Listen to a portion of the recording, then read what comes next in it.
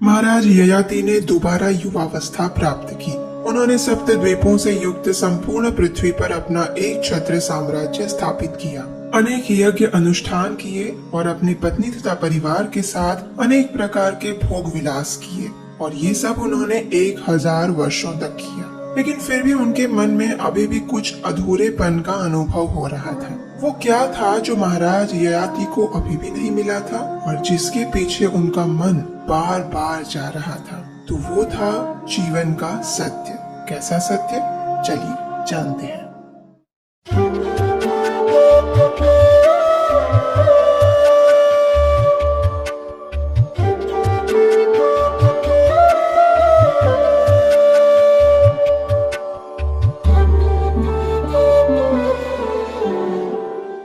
हरे कृष्ण। श्रीमद् भागवतम के 9वें स्कंद से हम सुन रहे हैं महाराज ययाति के जीवन की कथा। इसके पिछले अध्याय में हमने सुना था कि राजकुमारी शर्मिष्ठा के क्रोध के कारण कुएं में गिरी शुक्राचार्य की पुत्री देवयानी को महाराज ययाति बाहर निकालते हैं। दोनों को एक दूसरे के प्रति आकर्षण हो जाता है और वे विवाह सूत्र में बंध जाते हैं। लेकिन शर्मिष्ठा से अपने अपमान का बदला लेने के लिए शुक्राचार्य पुत्री देवयानी उसे विवाह के बाद दासी के रूप में अपने साथ लेकर जाती है, और विवाह के समय शुक्राचार्य महाराज ययाति को शर्मिष्ठा से दूर रहने की सलाह देते हैं। लेकिन काल की गति को कोई नहीं जानता। एक दिन पुत्र प्राप्त करने की इच्छा से शर्मिष्ठा महाराज ययाति के पास आती है। जब देवयानी को इस बात का पता चलता है कि शर्मिष्ठा के गर्भ में उसके पति की ही संतान है, तो क्रोध में आकर वह अपने पति का तिरस्कार करते हुए अपने पिता शुक्राचार्य के पास चली जाती है। महाराज ययाति उसे मनाने के अनेक प्रयास करते हैं, लेकिन वे सब निष्फल रहते हैं। और फिर जब शुक्राचार्य को अपनी पुत्री की स्थिति के विषय में पता चलता है, तो वे अत्यंत क्रोधित हो जाते हैं। और फिर क्या था?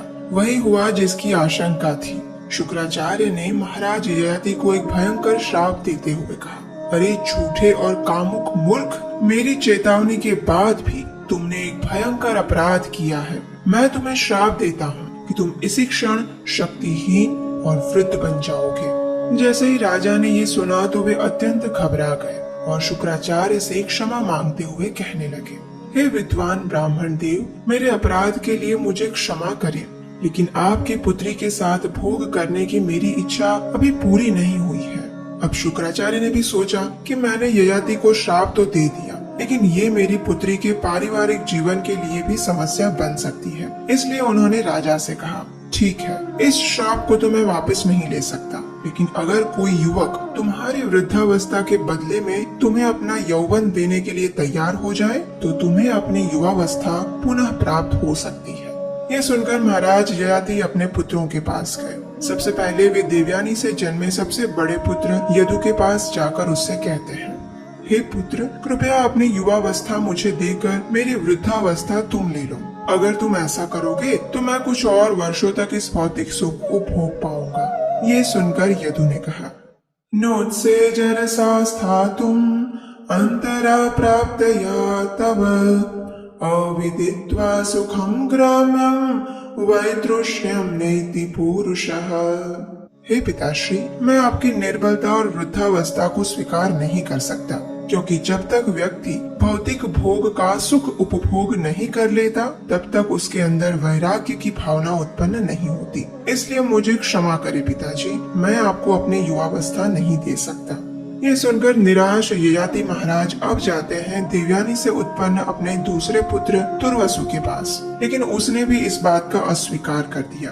तत्पश्चात ययाति महाराज शर्मिष्ठा से उत्पन्न अपने 2 पुत्र द्रुह्यु और अनु से याचना करते हैं, लेकिन उन दोनों ने भी महाराज ययाति की बात नहीं मानी। आखिरकार महाराज ययाति जाते हैं शर्मिष्ठा से उत्पन्न अपने सबसे छोटे पुत्र पुरु के पास। राजकुमार पुरु हर प्रकार से आज्ञाकारी और पराक्रमी पुत्र था।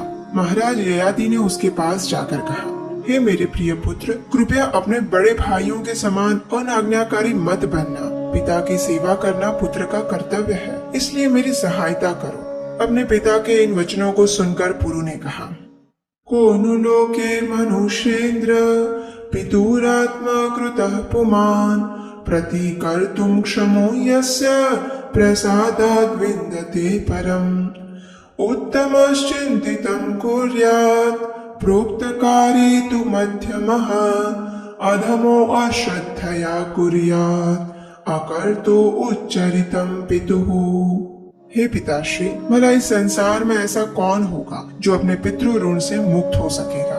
पिता की कृपा से मनुष्य देह मिलती है और इसी मनुष्य देह से व्यक्ति भगवान का भजन कर सकता है। वह पुत्र जो अपने पिता की इच्छा को भांप कर उसे पूरा कर देता है वह उत्तम कोटि का पुत्र है, लेकिन जो अपने पिता की आज्ञा का स्पष्ट रूप से अनादर कर देता है वह अपने पिता के शरीर से निकलने वाले मल के समान है। मैं अवश्य ही आपकी इच्छा पूर्ण करूँगा। इस प्रकार महाराज ययाति के पुत्र पुरु ने उन्हें अपनी युवावस्था दी थी। पुनः युवान बनने के बाद महाराज ययाति ने सप्त द्वीपों से युक्त संपूर्ण पृथ्वी पर एक छत्र साम्राज्य स्थापित किया। उन्होंने एक स्नेहिल पिता के समान अपनी प्रजा पर शासन किया, अनेक यज्ञ अनुष्ठान संपन्न किए, ब्राह्मणों को प्रचुर मात्रा में दान दिया और अपनी पत्नी तथा परिवार के साथ 1000 वर्षों तक भौतिक सुख और ऐश्वर्य का भोग किया। अब देखिए, बाह्य रूप से देखने पर यह लगता है कि महाराज ययाति इंद्रिय भोग से अत्यधिक आसक्त थे, लेकिन वास्तव में वे अपने अंतःकरण में भगवान नारायण के सेवक बनने की इच्छा धारण किए हुए थे। वे समस्त इच्छाओं से रहित होकर भगवान की सेवा करते थे। परिणाम स्वरूप 1000 वर्षों तक इंद्रिय भोग करने के बाद भी उन्हें अपने जीवन में कुछ अधूरेपन का अनुभव हो रहा था। संपूर्ण पृथ्वी की सुख सुविधा और ऐश्वर्य भी अब उनके मन को शांत और संतुष्ट नहीं कर पा रहे थे। इसलिए अब धीरे धीरे उनका मन स्त्री संग और भौतिक भोगों से अनासक्त होने लगा। इसलिए एक दिन उन्होंने निर्णय किया कि अब वे अपने सांसारिक जीवन का त्याग करेंगे। इस प्रकार निर्णय करने के बाद उन्होंने अपनी पत्नी देवयानी को बुलाया और उससे कहने लगे, हे शुक्राचार्य की पुत्री, मैं तुम्हें एक बकरे की कहानी सुनाना चाहता हूँ जिसका जीवन बिल्कुल मेरे जैसा था। एक दिन जंगल में भ्रमण करते हुए एक बकरा कुएं के पास जा पहुँचा। निकट आने पर उसने देखा कि उसमें एक निसहाय बकरी गिरी हुई है। बकरी ने अपने सींगों से आसपास की जमीन खोदी और उस बकरी को बाहर निकाला। बाहर आने के बाद वह बकरी और बकरा एक दूसरे से आकर्षित हो गए और उन्होंने विवाह कर लिया। उस बकरी के साथ रहने वाली दूसरी बकरियां भी उस बकरे को अपना पति बनाना चाहती थी और इस प्रकार उन सब के संग में रहते हुए वो बकरा भूल गया कि उसके जीवन का वास्तविक उद्देश्य आत्म साक्षात्कार है। एक दिन जब उस बकरी ने अपने पति बकरे को किसी और बकरी के साथ संभोग करते हुए देखा तो वह बकरी अत्यंत क्रोधित हो गई और खिन्न होकर बकरियों का पालन पोषण करने वाले एक ब्राह्मण के पास चली गई। बकरी ने उसे समझाने के अनेक प्रयास किए लेकिन वह बकरी नहीं मानी। क्रोध में आकर उस ब्राह्मण ने बकरे के अंडकोश काट डाले, परंतु बाद में उसकी याचना पर उन्हें अपनी योग शक्ति से पुनः जोड़ दिए। तत्पश्चात उस बकरे ने अपनी पत्नी बकरी के साथ दीर्घ काल तक सुख भोग किया, लेकिन आज तक वह संतुष्ट नहीं हो पाया है। हे मेरी प्रिय पत्नी, मैं उसी बकरे के समान हूँ जो तुम्हारे प्रति आसक्ति के कारण अपने मनुष्य जीवन का वास्तविक लक्ष्य भूल गया था। न जातो कामः कामानां उपभोगे न शाम्यति हविषा कृष्णवर्त्मेव भूय एवाभिवर्धते।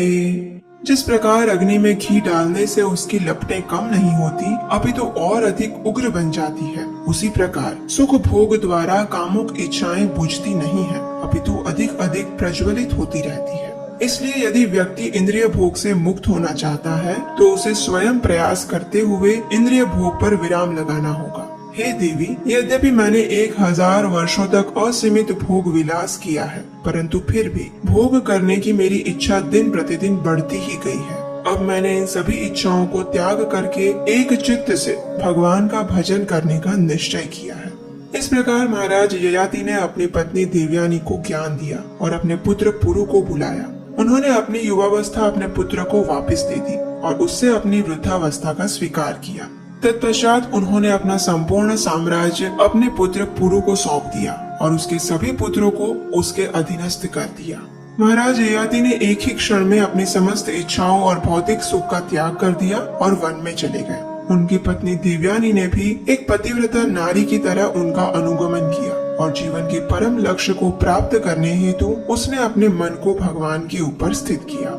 अब देखिए, कोई सोच सकता है कि एकदम से राजा ययाति अपनी इच्छाओं का त्याग कैसे कर पाए, तो उसका कारण ये है कि पारिवारिक जीवन में रहने के बाद भी उन्होंने सच्चे मन से भगवान की शरणागति स्वीकार करके भजन किया था, इसलिए वे अपने भौतिक बंधनों को सरलता से तोड़ पाए।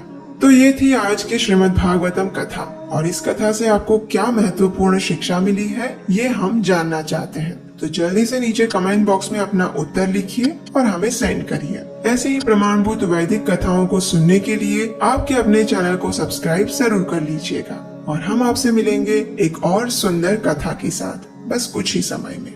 हरे कृष्णा।